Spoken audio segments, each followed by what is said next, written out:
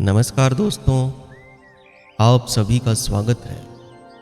दोस्तों, आज इस कहानी के जरिए मैं आपको बताने वाला हूँ कि मन को वश में करने के लिए हम क्या करें। तो भगवान बुद्ध की ये कहानी है जिससे कि आप समझ पाएंगे कि आप मन को वश में करने के लिए क्या कर सकते हैं, क्योंकि मन हमारा हर समय इधर उधर भटकता रहता है। जहां हम चाहते हैं वहां वो कहीं भी नहीं लगता, कभी भी वहां पर नहीं लगता। वो हमें ही अपने पीछे भटका लेता है, जबकि हम चाहते हैं कि हम मन के पीछे ना भटकें, जबकि मन हमारे पीछे चले। लेकिन सिर्फ चाहने से ऐसा नहीं हो पाता। तो आज चलिए बिना समय गंवाए जानते हैं कि हम अपने मन को वश में करने के लिए क्या कर सकते हैं। अगर आप इस कहानी के तर्क को समझ लेंगे तो आप अपने दिमाग को, आप अपने मन को काबू में कर लेंगे। तो ये कहानी बहुत ही भावनापूर्ण और प्रेरणादायक है। बहुत ध्यान से समझने की कोशिश करना दोस्तों। अगर आपने इसे समझा तो आप मन के पूरे खेल को समझ जाएंगे। मन का जो सिस्टम है उसको आप समझ जाएंगे, और अगर आप उसको समझ गए तो मन को वश में करना बिल्कुल आसान हो जाएगा। तो कहानी शुरू करते हैं।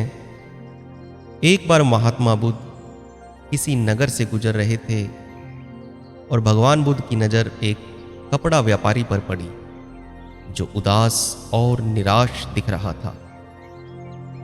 भगवान बुद्ध उसके पास गए और पूछा, हे भक्त, तुम इतने दुखी क्यों हो? यदि तुम मुझे अपनी इस चिंता के बारे में बताओ तो मैं आपकी मदद कर सकता हूं। कपड़ा व्यापारी ने बुद्ध को प्रणाम किया और उन्हें अंदर बुलाया।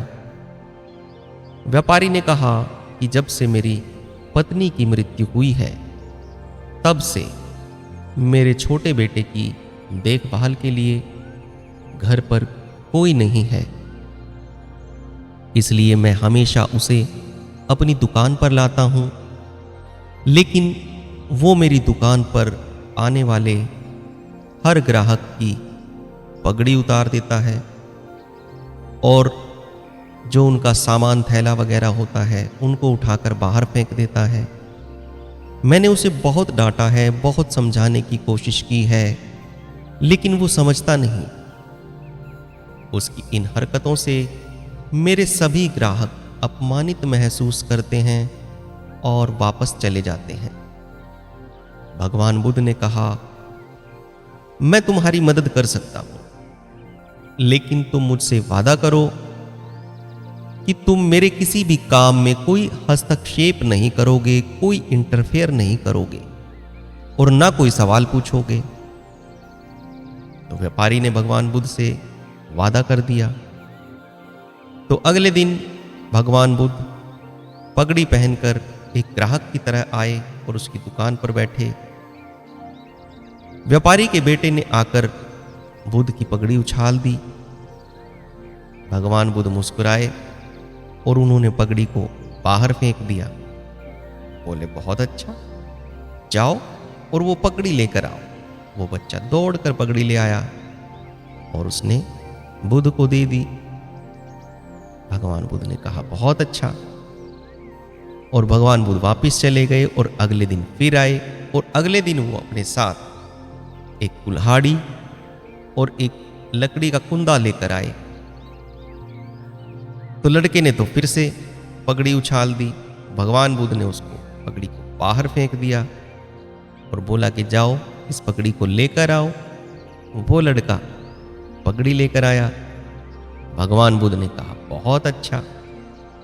और अब उन्होंने उसे वो कुल्हाड़ी दी और वो लकड़ी का कुंदा दिया और बोला कि जाओ इस लकड़ी को काटो। अब व्यापारी भी थोड़ा सा डर गया कि कहीं उसके बेटे को कोई चोट ना लग जाए, लेकिन उसे तुरंत अपना वादा याद आ गया और वो कुछ नहीं बोला। तो उसका लड़का जाकर लकड़ी काटने में लग गया। तो इसी तरह 7 दिनों तक महात्मा बुद्ध कोई न कोई नया काम लेकर आते और उस लड़के से करवाते। और इन 7 दिनों में ही वो लड़का भूल ही गया कि उसे किसी की पगड़ी भी उछालनी है। तो व्यापारी बहुत खुश हुआ और उसने भगवान बुद्ध को धन्यवाद दिया। आप इस कहानी से थोड़ा समझने की कोशिश करें कि जब तक वो लड़का किसी और काम में नहीं लगा था, यानी कि कोई उसको नियंत्रित नहीं कर रहा था और वो अपने हिसाब से जो भी, मतलब उसको काम ही कह लें कि वो अपने हिसाब से जो भी काम कर रहा था उससे परेशानी हो रही थी व्यापारी को, व्यापारी के ग्राहकों को। लेकिन जैसे ही भगवान बुद्ध ने उसे एक काम करने को दिया, यानी कि उसे नियंत्रित कर दिया, तो अब उससे कोई भी परेशान नहीं। तो अगर हम अपने मन को अपनी इच्छा के अनुसार नियंत्रित कर लें, तो हम अपने मन को नियंत्रित कर सकते हैं। देखिए, मन 2 तरह से काम कर सकता है।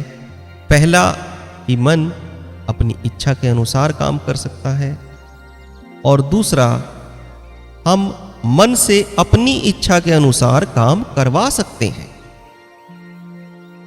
अब भगवान बुद्ध से मिलने से पहले लड़के का मन और मस्तिष्क अनियंत्रित रूप से उसकी इच्छा के अनुसार काम कर रहा था, लेकिन बुद्ध ने उस लड़के से अपनी इच्छा के अनुसार काम करवाया, जिससे कि उसकी आदतें बदल गई।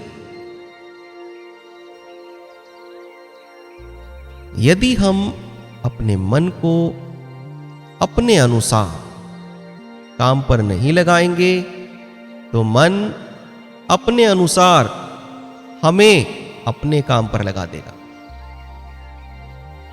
तो यही इस कहानी का सार है कि या तो आप अपने मन को अपना गुलाम बना लो, नहीं तो आपका मन आपको अपना गुलाम बना लेगा। मन के संबंध में हम बिल्कुल ऐसा ही व्यवहार करते हैं जैसा कि वो व्यापारी अपने बेटे के साथ कर रहा था, यानी कि वो उसको नियंत्रित करने के लिए कुछ भी नहीं कर रहा था, सिर्फ जो भी वो उसका बेटा करता था उससे वो परेशान हो रहा था। यही हमारे जीवन में है। हम अपने मन को नियंत्रित करने के लिए तो कुछ भी प्रयास नहीं करते, लेकिन मन अपनी मर्जी से जो कुछ भी करता है उसके करने से हम परेशान रहते हैं। अब मन पर जब कोई नियंत्रण नहीं है तो वो तो कुछ भी करेगा। हर समय उसमें अनियंत्रित विचार भी चलेंगे, क्योंकि हमने कोई उसे दिशा नहीं दी। हमने उन विचारों को कभी समझने का, नियंत्रित करने का कोई प्रयास नहीं उस दिशा में किया। तो आज मेरा जो आपसे बात करने का जो मकसद है वो यही है कि हम अपने मन को नियंत्रित करने के लिए क्या कर सकते हैं। देखिए, प्रयास तो करना होगा। प्रयास नहीं करेंगे तो मन हमें चलाएगा, और यदि हम प्रयास करेंगे तो मन को हम चलाएंगे। और यदि मन को हम चलाते हैं तो हम इस संसार में जो चाहें वो कर सकते हैं, क्योंकि जो हमारा मन है, जो हमारा माइंड है, वो इतना पावरफुल है कि उसकी शक्तियों से कुछ भी किया जा सकता है, लेकिन नियंत्रित, कंट्रोल्ड माइंड की शक्तियों से। अनियंत्रित मन तो सिर्फ विक्षिप्तता ही लाता है। और नियंत्रित जो मन है, जो कंट्रोल्ड माइंड है, वो आपके लिए इस संसार में वो सब कुछ लाता है जो भी आप चाहते हैं। तो हम मन को नियंत्रित करने का जो नियम है उस पर अब अगली बात करते हैं। मन को नियंत्रित किया जा सकता है उसकी दिशा को बदलकर। जो हमारा ध्यान है वो किस चीज पर है, हमारा फोकस किस चीज पर है, मन उसी दिशा में चलता है। तो हमें क्या करना है कि आप अगर अपने ध्यान को अपनी सांसों पर लगाएंगे तो हमारा मन खुद ब खुद नियंत्रित होने लगेगा, क्योंकि अब उसे एक फोकस मिल गया है, उसे एक दिशा मिल गई है। सांसों पर ध्यान लगाने से मन को सबसे तृप्तता से नियंत्रित किया जा सकता है, सबसे जल्दी माइंड को कंट्रोल किया जा सकता है अगर आप अपना ध्यान अपनी सांसों पर लगाते हैं। तो भगवान बुद्ध ने एक महानतम ध्यान विधि दी है जिसको विपस्सना कहा जाता है। भगवान बुद्ध की ये एक महानतम देन है इस संसार को। सबसे सरलतम विधि है, बिल्कुल आसान विधि है। इसमें कोई जप तप, कोई मंत्र साधना नहीं, बस आराम से सुख आसन में बैठें और अपना ध्यान अपनी सांसों पर रखें। शुरू में हो सकता है कि आपका मन इधर उधर भटक जाए, इधर उधर चला जाए। इस बात की आपको कोई चिंता नहीं लेनी। फिर से अपने ध्यान को अपनी सांसों पर ले आएं। अपना पूरा ध्यान आप अपनी सांसों पर रखें। सांसों पर ध्यान करते करते ही आपका मन की जो गति है, जो विचारों की गति है, वो धीमी पड़ने लगेगी, वो कम होने लगेगी। अगर साधारणतः हम एक दिन में 60,000 विचार करते हैं तो वो संख्या धीरे धीरे हमारी कम होने लगेगी। जैसे ही हमारा ध्यान हमारी सांसों पर केंद्रित होगा, वैसे ही हमारे विचारों की जो गति है, जो संख्या है दिन भर की, उसमें जबरदस्त गिरावट आने लगेगी। मन धीरे धीरे कंट्रोल्ड होने लगेगा, नियंत्रित होने लगेगा।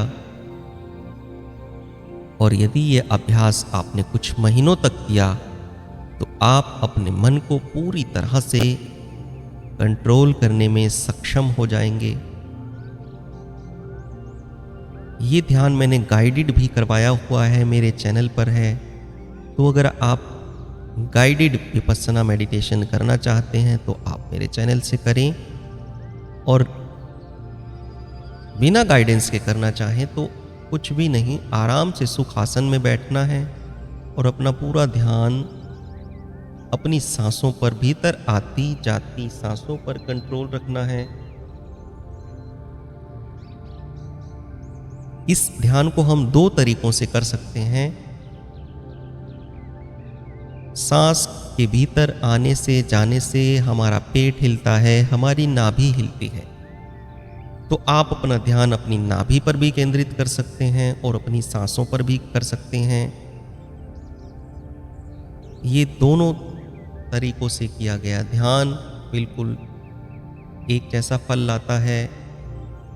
शुरुआत में अगर आप नाभि से शुरू करते हैं तो थोड़ा ध्यान करना सहज हो जाता है।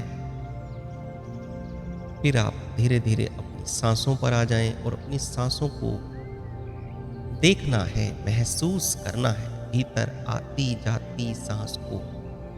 विपस्सना का जो अर्थ है हिंदी में वो यही है, देखना। आती जाती सांस को अपने भीतर की आंखों से देखना। एक भी सांस आपकी छूटनी नहीं चाहिए, आपके बिना महसूस किए भीतर नहीं जानी चाहिए, आपके बिना महसूस किए बाहर नहीं जानी चाहिए। यही इस ध्यान का सार है। हर सांस का आपको बोध हो, आपको होश हो, भीतर आती जाती हर सांस का। जब आप इतने डूब जाएंगे अपने ध्यान में कि आपका पूरा ध्यान आपकी सांसों पर केंद्रित हो जाएगा, तो आपका मन पूरी तरह से आपके वश में होगा। आप अपने मन से जो चाहें, मन को वहां पर पाया ही नहीं जाता। जब आपका ध्यान पूरी तरह से केंद्रित हो जाता है तो मन पाया ही नहीं जाता। मन सिर्फ विचारों का जोड़ है, विचारों का एक समूह है। मन जैसी कोई ठोस चीज हमारे भीतर नहीं होती। मन सिर्फ इन अनियंत्रित विचारों का नाम ही मन है। आप इस अभ्यास को करें। अगर आपको गाइडेंस चाहिए तो गाइडेड मेडिटेशन मेरे चैनल पर पड़ा है, आप गाइडेड कीजिए। गाइडेड करने में थोड़ा शुरुआत में सरल रहता है, आसान रहता है, क्योंकि कोई गाइड करता रहे तो थोड़ा गलती करने की संभावना बहुत कम हो जाती है। और लेकिन यदि आप पहले इस अभ्यास को कर चुके हैं तो आपको गाइडेड करने की ज़रूरत नहीं है। बस आराम से बैठें और अपना अभ्यास शुरू कर दें, और जल्दी ही आप अपने मन को वश में करने के सक्षम हो जाएंगे। इसी के साथ मैं अपनी वार्ता जो है समाप्त करता हूँ।